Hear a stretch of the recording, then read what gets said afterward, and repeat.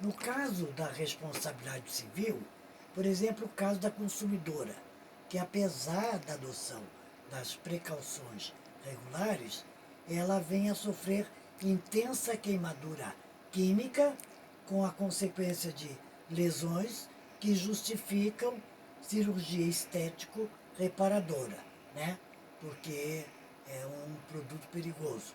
Então, ela pode sim, né, uma ação de reparação com dano moral acumulada com dano estético.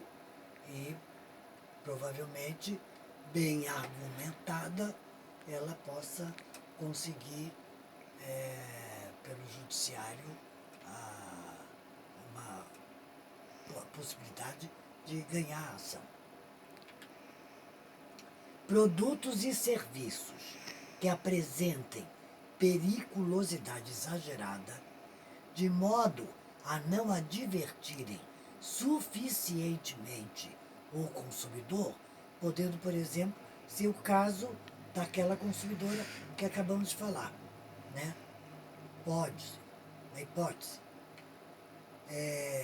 Não devem ser colocados no mercado de consumo inteligência do artigo 10 do CDC. Dano moral, dano estético. São cumuláveis as figuras do dano moral e estético, já que o último não cuida de modalidade do primeiro, tampouco e por aquele englobado. Constituição de capital, exegese dos artigos 602 e 20, parágrafo 5º do Código de Processo Civil.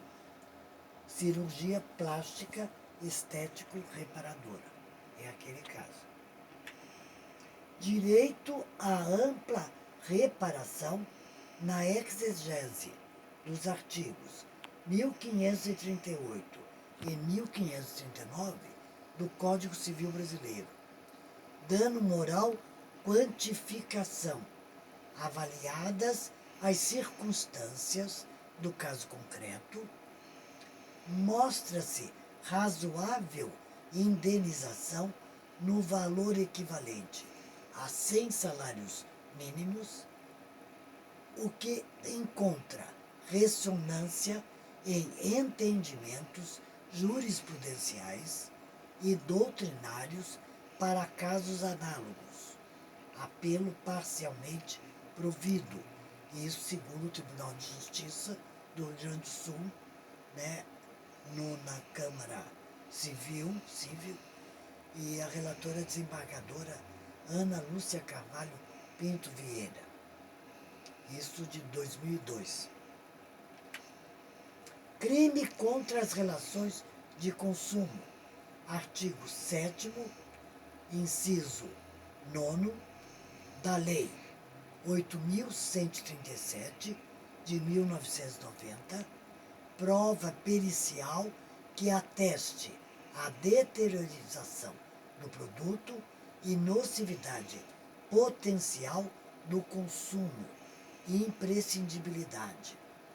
Em se tratando do delito previsto no artigo 7º, inciso 9º, da Lei 8.137/1990, é inadmissível a condenação do agente que expõe à venda medicamentos com um prazo de validade vencido, sem que a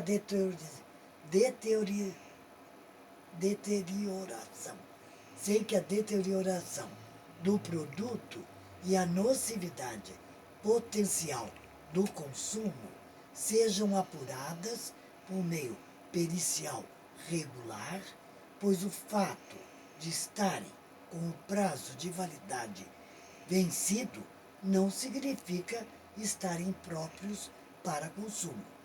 Então precisa haver um certo cuidado nesse sentido.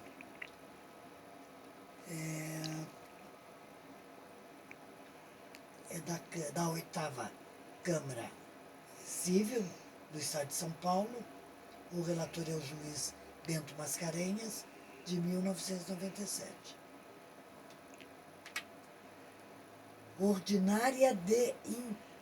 Lei ordinária, ação ordinária de indenização, incêndio de veículo adquirido a ré, objeto de recall, dias depois, para a troca de mangueira de combustível ensejadora de vazamentos, agravo retido.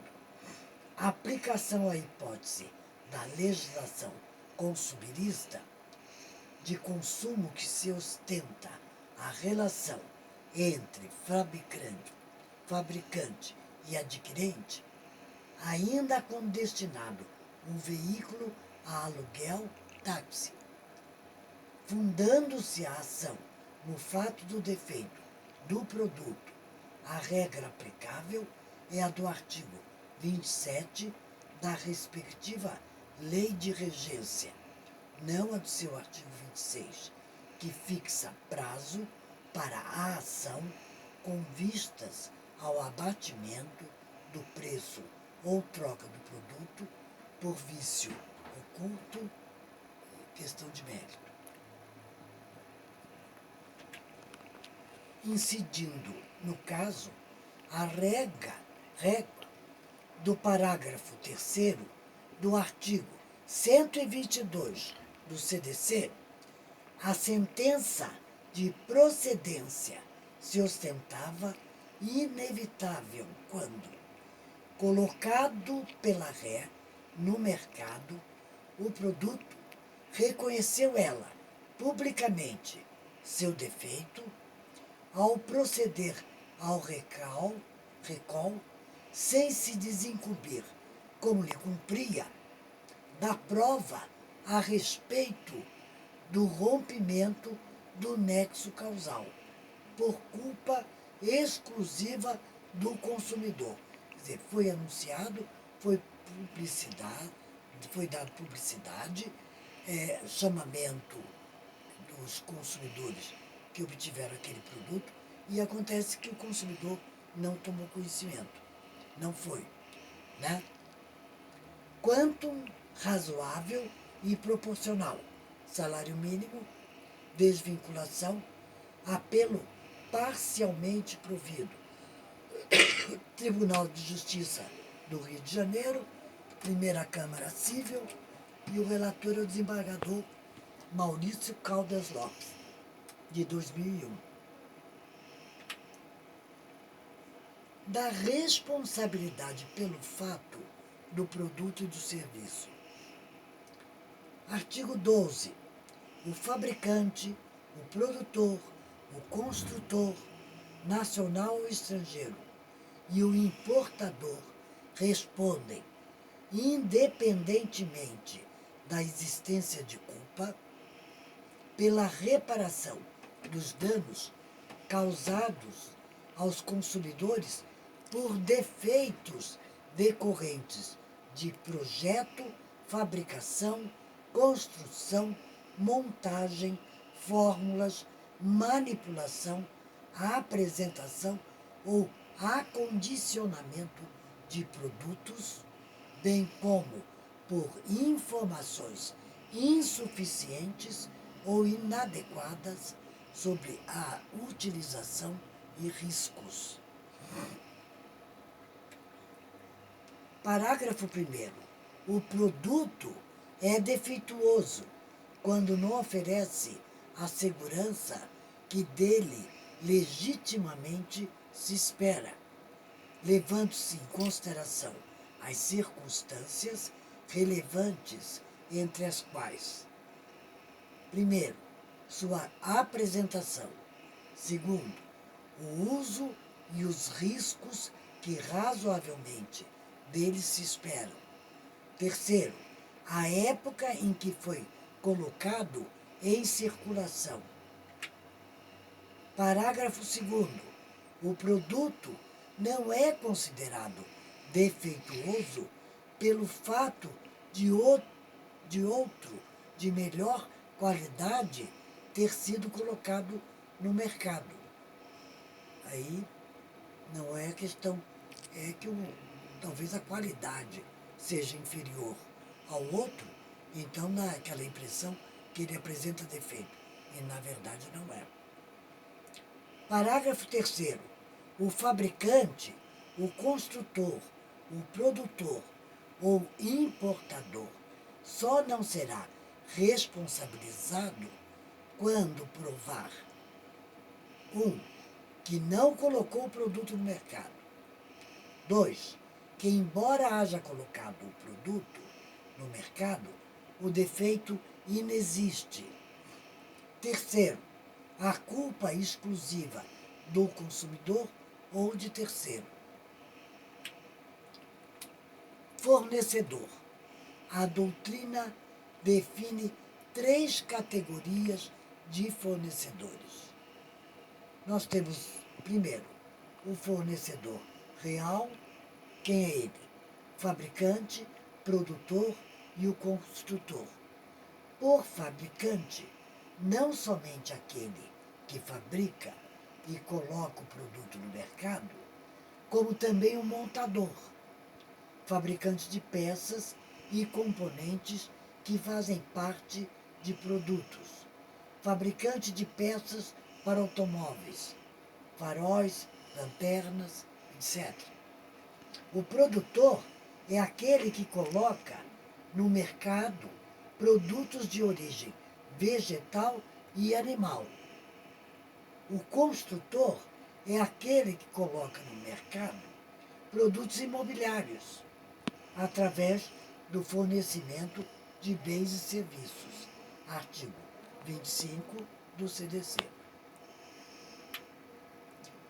Fornecedor presumido, importador do produto in natura, é aquele que coloca no mercado produtos importados. Terceiro, fornecedor aparente. Aquele identifica seu nome ou marca no produto. É aquele que coloca no mercado produtos de outros fornecedores. O fornecedor aparente tem origem nas relações empresariais modernas, sendo representados pelas franquias, franchise, nas relações jurídicas de consumo. Isso é muito comum nas lojas em que elas têm uma determinada grife e elas importam determinados produtos. Daí, quando chegam as etiquetas, elas são trocadas pelas grifes das lojas. Então é esse o chamado fornecedor aparente.